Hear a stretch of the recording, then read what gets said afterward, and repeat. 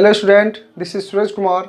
आज आप सबों के लिए इंग्लिश ग्रामर का मोस्ट इम्पोर्टेंट चैप्टर सिंथेसिस, जिसे कंबाइन के नाम से भी जाना जाता है, को लेकर आया हूँ, जिसके अर्थ को समझते हैं। सिंथेसिस का अर्थ होता है कॉम्बिनेशन ऑफ टू और more simple sentences into one new sentence, अर्थात दो या दो से अधिक वाक्य को एक नए वाक्य में कन्वर्ट करना ही सिंथेसिस कहलाता है।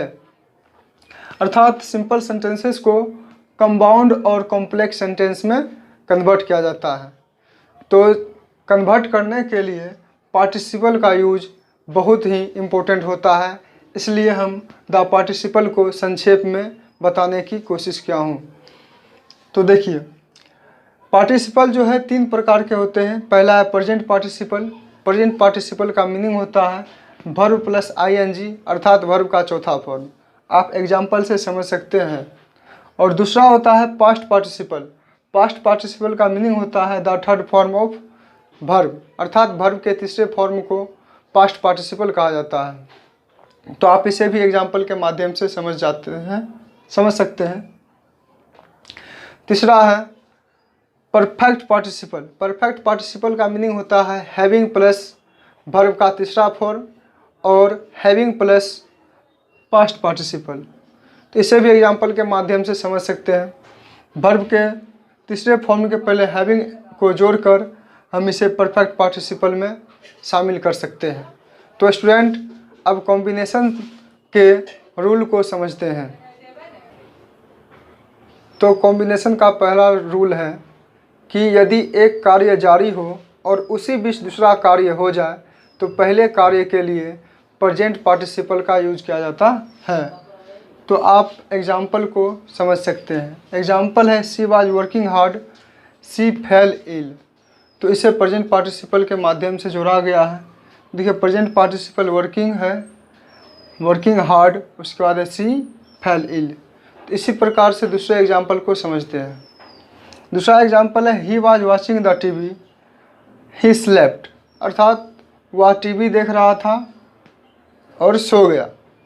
तो इसको कॉम्बिनेशन इस प्रकार से किया गया है watching the TV he slept, अर्थात टीवी देखते देखते वह सो गया है। उसी प्रकार इसका मीनिंग हो गया कठिन परिश्रम करते करते वह बीमार पड़ गई। तो इस प्रकार से हम अब दूसरे रूल की ओर जाते हैं। रूल 2 है, यदि पास्ट में दो कार्य हुए हैं और वे दोनों कार्य एक दूसरे के तुरंत बाद हुए हों तो पहले कार्य के लिए परफेक्ट पार्टिसिपल का यूज किया जाता है। तो अब इस एग्जाम्पल के माध्यम से समझते हैं। एग्जाम्पल है he open the drawer, he took out some books. इसका मीनिंग है वह ड्रॉवर जो है खींचा और वह कुछ किताबें निकाला। तो इसको जो है परफेक्ट पार्टिसिपल्स से जोड़ते हैं। तो देखिए, परफेक्ट पार्टिसिपल का मतलब होता है हैविंग प्लस V3, अर्थात having opened the drawer he took out some books.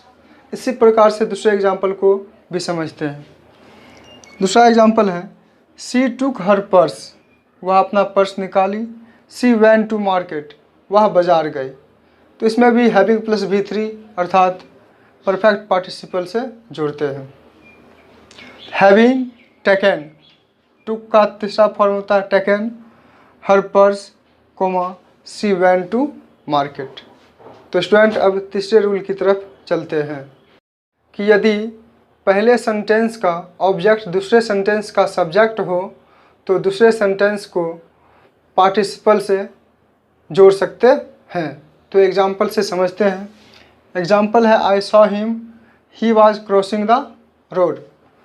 तो हो गया आई सॉ हिम, दूसरे सेंटेंस में जो है प्रेजेंट पार्टिसिपल का यूज किया गया है जो कॉम्बिनेशन करता है दोनों सेंटेंस को, क्रॉसिंग द रोड। दूसरा एग्जाम्पल है I saw her, she was tired. इसका कॉम्बिनेशन है आई सॉ हर टायर्ड, अर्थात मैंने उसे थके हुए देखा।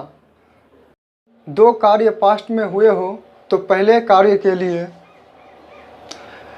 परफेक्ट पार्टिसिपल का यूज किया जाता है।